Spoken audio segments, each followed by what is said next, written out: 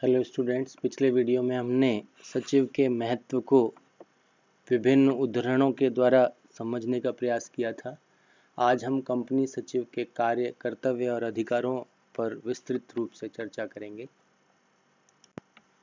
Company सचिव के जो कार्य हैं वो बहुत इम्पोर्टेंट हैं और उन इम्पोर्टेंट कार्यों में सबसे इम्पोर्टेंट कार्य होता है संचालक मंडल को जानकारी देना कि कंपनी अधिनियम के प्रावधानों, इसके अधीन बनाए गए नियमों और कंपनी पर लागू होने वाले अन्य कानूनों के प्रावधानों की पालना कर ली गई है। ये सबसे इम्पोर्टेंट काम है जिसकी जिम्मेदारी उसके कानूनों के द्वारा भी उसको दी जाती है। कंपनी सचिव सबसे इम्पोर्टेंट तरीके से कानूनों की पालना के लिए जिम्मेदार माना जाता है। तो वह सबसे पहला कार्य यही है कि वो संचालक मंडल को जानकारी देता है कि कंपनी अधिनियम और अन्य कानूनों की पालना जो कंपनी के द्वारा करनी आवश्यक है वो कर ली गई है। दूसरा, उसको ये सुनिश्चित करना होता है कि इस कंपनी जो सचिवीय मानक हैं, सेक्रेटेरियल स्टैंडर्ड्स हैं, उनकी पालना कर रही है। ये बात कौन सुनिश्चित करेगा? कंपनी सचिव। और इसके अलावा तीसरी इम्पोर्टेंट बात आती है कि जो कंपनी सचिव के लिए जो निर्धारित किए गए हैं जो कार्य, वो सारे के सारे कार्य कंपनी सचिव को करने होते हैं।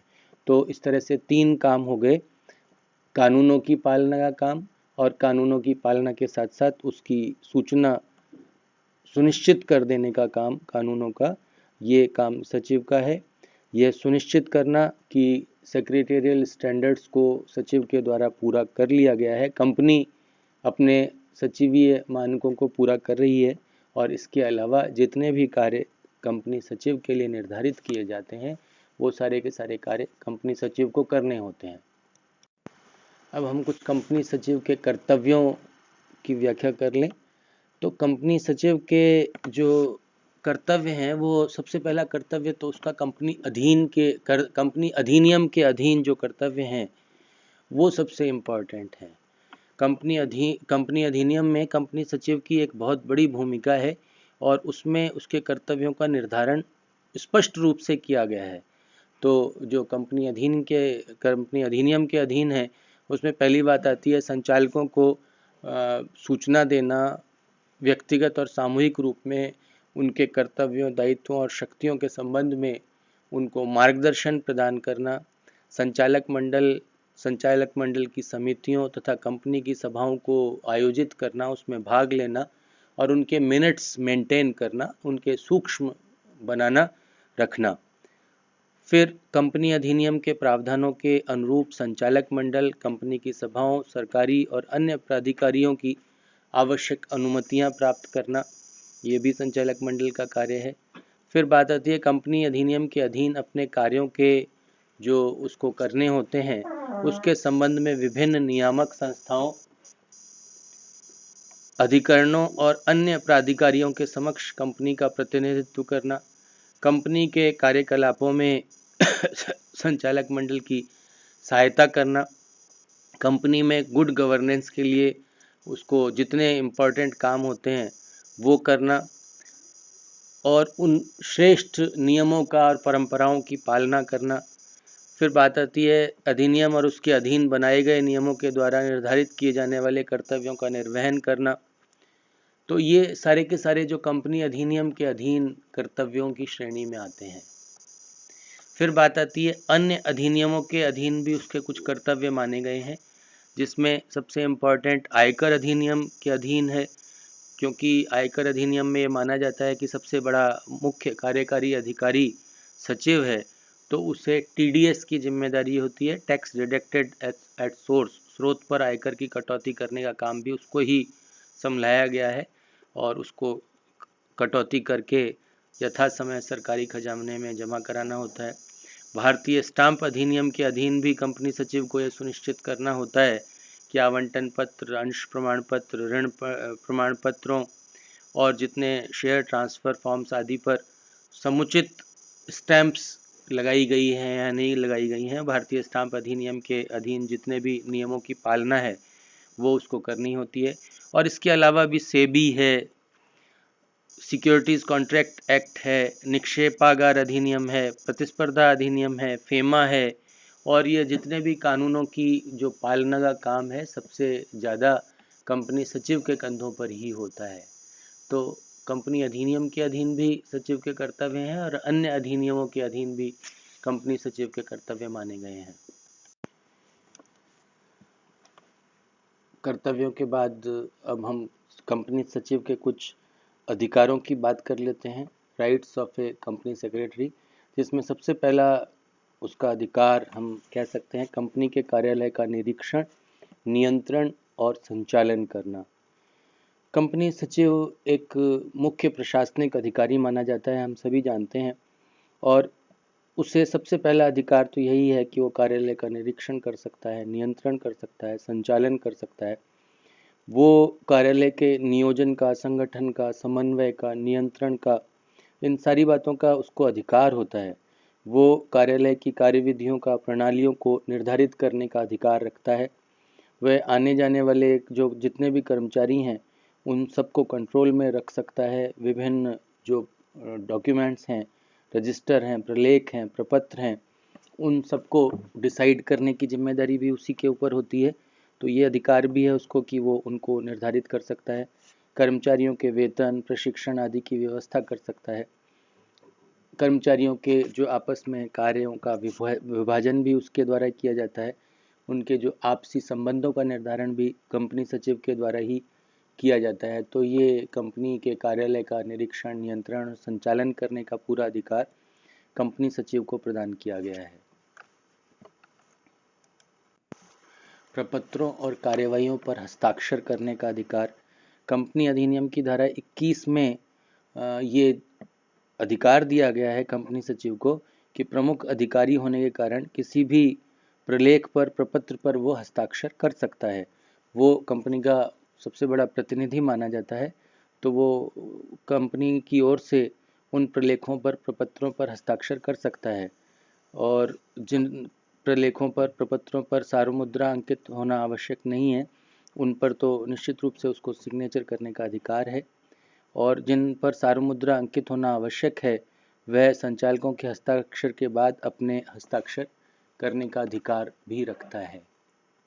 तो प्रपत्रों और कार्यवाहियों पर हस्ताक्षर करने का भी उसको अधिकार है।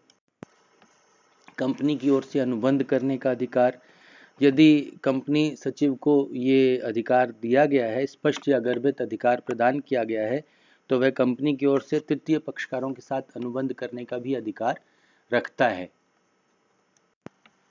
कंपनी सचिव के जो कार्य हैं वो बहुत इम्पॉर्टेंट हैं, और उन इम्पॉर्टेंट कार्यों में सबसे इम्पॉर्टेंट कार्य होता है संचालक मंडल को जानकारी देना कि कंपनी अधिनियम के प्रावधानों, इसके अधीन बनाए गए नियमों और कंपनी पर लागू होने वाले अन्य कानूनों के प्रावधानों की पालना कर ली गई है। ये सबसे इम्पॉर्टेंट काम है जिसकी जिम्मेदारी उसके कानूनों के द्वारा भी उसको दी जाती है। कंपनी पत्र व्यवहार करने का अधिकार, कंपनी की ओर से सचिव को पत्र व्यवहार करने का पूरा अधिकार है। सामान्य पत्र व्यवहार करने का भी उसको पूरा अधिकार प्राप्त होता है। और कुछ महत्वपूर्ण पत्र जो होते हैं, अंशों पर याचना से संबंधित, अंशों के हरण से संबंधित, अंशों के ट्रांसफ़र से संबंधित, डिविडेंड से संबंधित, राइट्स इशू से संबंधित, वो संचालक मंडल की विशेष आज्ञा से उसका पत्र व्यवहार कर सकता है। सामान्य रूप से उसको सामान्य पत्रों का पत्र व्यवहार करने का अधिकार प्राप्त है। निर्धारित वेतन या भत्ते प्राप्त करने का उसको अधिकार है। कंपनी सचिव को संचालक मंडल के द्वारा नियुक्त किया जाता है, तो ये भी तय किया जाता है कि उसको निर्धारित वेतन और भत्ते मिलेंगे, और उसे अपना पारिश्रमिक उसको प्राप्त करने का अधिकार है, जिसका पहले से ही संचालक मंडल तय कर देता है, और उसको उसी प्रकार से ये अधिकार प्राप्त है पारिश्रमिक प्राप्त करने का जैसे कि एक सामान्य कर्मचारी को प्राप्त होता है। तो उसको निर्धारित वेतन या भत्ते प्राप्त करने का अधिकार है। पेंशन, भविष्य निधि और अन्य कल्याणकारी योजनाओं में लाभ प्राप्त करने का अधिकार, कंपनी सचिव को जो पेंशन, भविष्य निधि और अन्य कल्याणकारी योजनाओं में भी लाभ प्राप्त करने का अधिकार है, कि जैसे कि जितने भी सारे लाभ कर्मचारी को प्राप्त होते हैं, वे सभी लाभ कंपनी सचिव भी प्राप्त करने का अधिकार रखता है, जैसे कि पेंशन है, भविष्य निधि है, ग्रेच्युटी है और कर्मचारी कल्याण से संबंधित जितने भी अधिकार अन्य कर्मचारियों को प्राप्त हैं, क्योंकि वो भी एक कर्मचारी है, इसलिए उसको इन सारी योजनाओं का लाभ प्राप्त करने का अधिकार है। कर्तव्यों के बाद अब हम कंपनी सचिव के कुछ अधिकारों की बात कर लेते हैं, rights of A company secretary, जिसमें सबसे पहला उसका अधिकार हम कह सकते हैं कंपनी के कार्यालय का निरीक्षण, नियंत्रण और संचालन करना। कंपनी सचिव एक मुख्य प्रशासनिक अधिकारी माना जाता है, हम सभी जानते हैं, और उसे सबसे पहला अधिकार तो यही है कि वो कार्यालय का निरीक्षण कर सकता है, नियंत्रण कर सकता है, संचालन कर सकता है। वो कार्यालय के नियोजन का, संगठन का, समन्वय का, नियंत्रण का, इन सारी बातों का उसको अधिकार होता है। पद मुक्ति की दशा में सूचना प्राप्त करने का अधिकार, यदि कंपनी सचिव को उसके पद से हटाया जाता है तो उसको उचित सूचना प्राप्त करने का अधिकार है। लेकिन अगर कोई दुराचरण या कपट का दोषी सिद्ध हो गया है या कोई गुप्त लाभ प्राप्त करने का उसको दोषी पाया गया है तो उसे किसी प्रकार की सूचना देने की आवश्यकता नहीं है, उसे तत्काल पदमुक्त किया जा सकता है। तो पदमुक्ति की दशा में उसको सूचना प्राप्त करने का सामान्य रूप से अधिकार है, लेकिन कोई गबन करता है, दुराचरण करता है या कोई गुप्त लाभ कमाता है तो उसको बिना किसी सूचना के भी पदमुक्त किया जा सकता है। त्रुटिपूर्ण पद मुक्ति के लिए क्षतिपूर्ति प्राप्त करने का अधिकार, यदि कंपनी सचिव को बिना किसी संतोषजनक आधार के या झूठे आरोपों के आधार पर पदमुक्त कर दिया गया है तो वो न्यायालय से प्रार्थना करके क्षतिपूर्ति प्राप्त कर सकता है। क्षतिपूर्ति राशि की गणना भी कुछ बातों को ध्यान में रखकर की जाती है कि वह कंपनी की सेवा में रहता तो कितना पारिश्रमिक प्राप्त कर सकता था, उस आधार पर उसको न्यायोचित क्षतिपूर्ति प्राप्त करने का अधिकार है। कानूनी कार्यवाही के व्यय प्राप्त करने का अधिकार, कंपनी सचिव को अगर गलत तरीके से हटाया जाता है, त्रुटिपूर्ण पद मुक्ति दी जाती है तो वो न्यायालय में जा सकता है और न्यायालय अगर सचिव के पक्ष में निर्णय देता है तो न्यायालय कंपनी को उन खर्चों के भुगतान का आदेश भी दे सकता है जो सचिव द्वारा न्यायालय में जाने के लिए किए गए हैं। न्यायालय द्वारा ऐसा आदेश देने के बाद उसको कंपनी से वो समस्त खर्चे प्राप्त करने का अधिकार प्राप्त हो जाता है। तो कानूनी कार्यवाही के व्यय प्राप्त करने का भी अधिकार उसको न्यायालय के द्वारा दिया जाता है। कंपनी की ओर से सभाओं में भाग लेने का अधिकार, संचालक मंडल के द्वारा अधिकृत किए जाने पर कंपनी सचिव कंपनी की ओर से किसी भी सभा में उपस्थित हो सकता है और कंपनी का प्रतिनिधित्व कर सकता है। तो सभाओं में तो उसका प्रतिनिधित्व सबसे इम्पोर्टेंट माना जाता है और वहाँ पर कंपनी सचिव की भूमिका बहुत महत्वपूर्ण हो जाती है। तो कंपनी की ओर से सभाओं में भाग लेने का अधिकार उसको प्राप्त होता है। अब हम कुछ कंपनी सचिव के कर्तव्यों की व्याख्या कर लें तो कंपनी सचिव के जो कर्तव्य हैं वो सबसे पहला कर्तव्य तो उसका कंपनी अधिनियम के अधीन जो कर्तव्य हैं वो सबसे इम्पॉर्टेंट है। कंपनी अधिनियम में कंपनी सचिव की एक बहुत बड़ी भूमिका है और उसमें उसके कर्तव्यों का निर्धारण स्पष्ट रूप से किया गया है।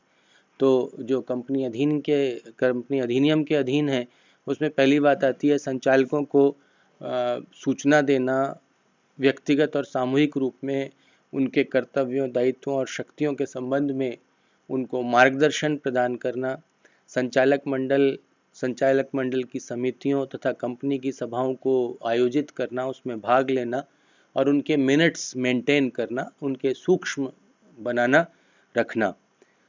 फिर कंपनी अधिनियम के प्रावधानों के अनुरूप संचालक मंडल कंपनी की सभाओं, सरकारी और अन्य प्राधिकारियों की आवश्यक अनुमतियां प्राप्त करना, ये भी संचालक मंडल का कार्य है।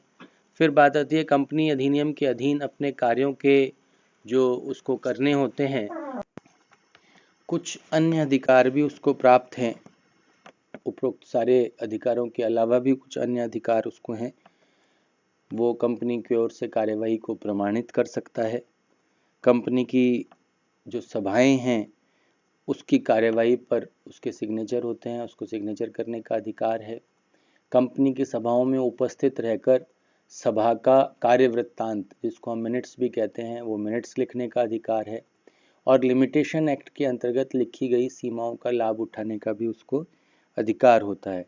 इस प्रकार से कंपनी सचिव को बहुत सारे अधिकार भी प्राप्त